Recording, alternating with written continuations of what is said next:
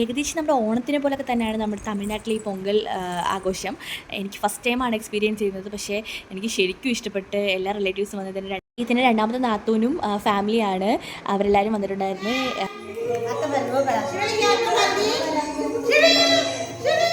എന്താ അടിപൊളിയാക്കി പൊങ്കൽ. ഇത് മൂത്ത ചേട്ടത്തി, അതായത് നാത്തൂനാണ്. കുടുംബ വീടായതുകൊണ്ട് തന്നെ ഇവിടെ ആയിരുന്നു പൊങ്കലിൻ്റെ ആഘോഷവും ഫുഡെല്ലാം കഴിച്ച് കഴിഞ്ഞിട്ടാണ് ഞങ്ങൾ സ്റ്റാർട്ട് ചെയ്തത് പൊങ്കൽ.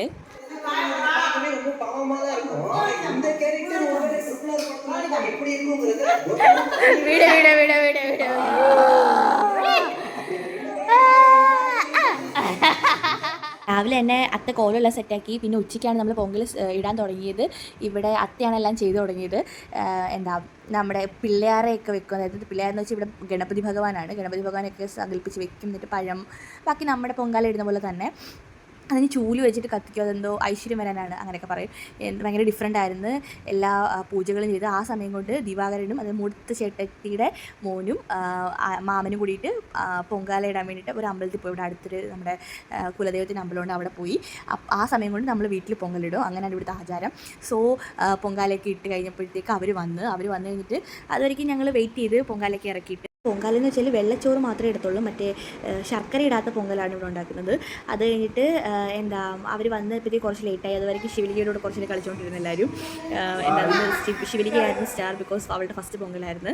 അത് കഴിഞ്ഞിട്ട് നമ്മളിവിടെ വീട്ടിൽ വന്നിട്ട് പൊങ്കാലെല്ലാം ഇറക്കി അവർ പൂജയൊക്കെ ചെയ്ത് അത്തയും മാമനെല്ലാവർക്കും അനുഗ്രഹം കൊടുത്ത് ലൈറ്റ് തന്ന് നമ്മുടെ പൂജയും കാര്യങ്ങളൊക്കെ കഴിഞ്ഞ് കുട്ടികൾക്ക് എല്ലാവർക്കും അനുഗ്രഹം കൊടുത്ത് ചന്ദനമൊക്കെ ഇട്ട് തന്ന് പൂജിക്കുകയൊക്കെ ചെയ്തു. സോ അത്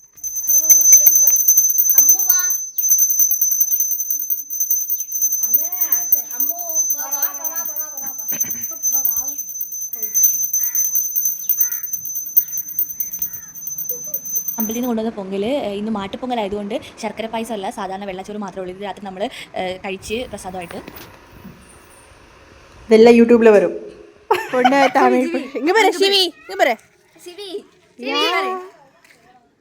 ബോൾ ബോൾ ബോൾ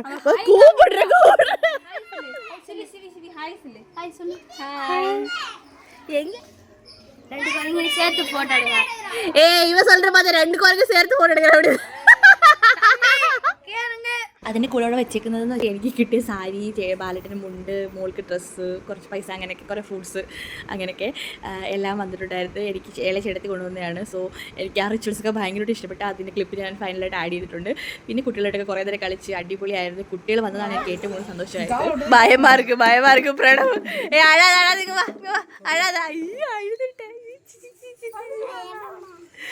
ചുമ്മാ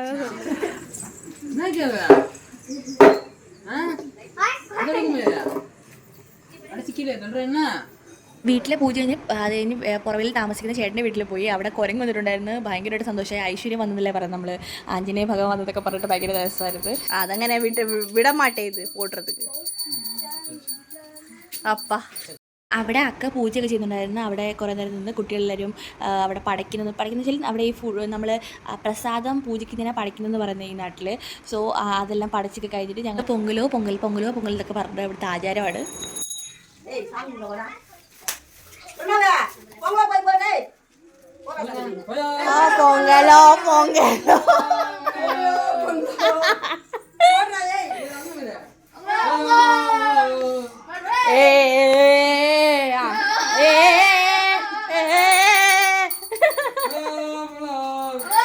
എൻ്റെ ഹസ്ബൻഡിൻ്റെ ചേട്ടൻ്റെ ഭാര്യ എന്ന് പറഞ്ഞാൽ എൻ്റെ ചേച്ചി, അങ്ങനെയാണ് കൺസിഡർ ചെയ്യുന്നത്. സോ ഇതെൻ്റെ ചേച്ചിയായിട്ടാണ് വരുന്നത്, ചേട്ടത്തി അമ്മ. സോ ചേച്ചിയും അവിടെ ഭയങ്കര പൂജയൊക്കെ ആയിരുന്നു. അത് കഴിഞ്ഞിട്ട് ഞങ്ങൾ പിന്നെയും അവിടെ നിന്ന് കുറേ നേരം കളിച്ച് രസമായിരുന്നു. Full of fun. ഇത് മൂത്ത ചേട്ടൻ്റെ ഇളയ മോനാണ്. അവനും ശിവലിക്ക് ഭയങ്കര ലിങ്കാണ്.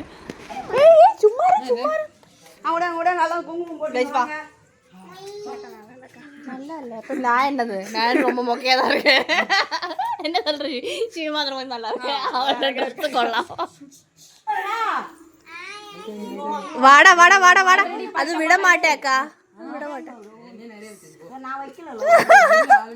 ചുരുക്കം പറഞ്ഞാൽ നെറ്റിൽ ഒട്ടും സ്ഥലമില്ലായിരുന്നു. ഇനി ചന്ദനം വെക്കാൻ വേണ്ടിയിട്ട് ഭയങ്കരമായിട്ട് പൂജകളായിരുന്നു ഇന്ന് full. Pradeep Swami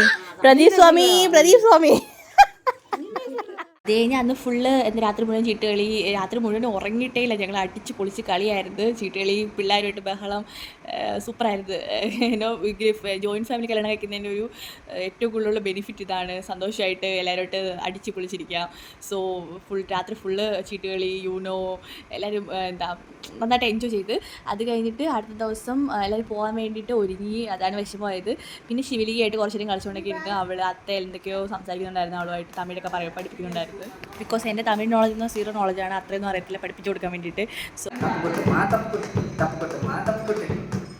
by bye bye bye bye bye കാട്ട് ബൈ കാട്ട് ബൈ കാട്ട് ബൈ കാട്ട് ബൈ ബൈ.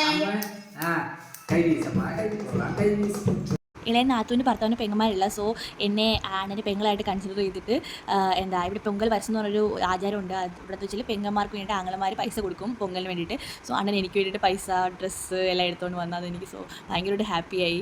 അതെ, സോ ഗ്രേറ്റ്ഫുൾ.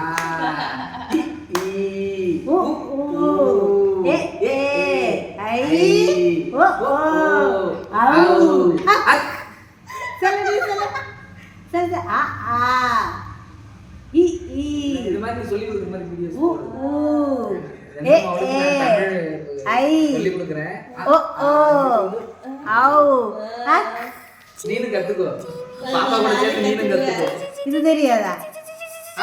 என்ன தெரியாது? சொல்றது தெரியாது. நீங்க எப்படி சொல்லும்? உங்க லாங்குவேஜ்ல இது தமிழோட வீடியோக்கு அண்ணனின் பொங்கல் பரிசு. Thank you so much, Anna. Thank you so much. So grateful. ரொம்ப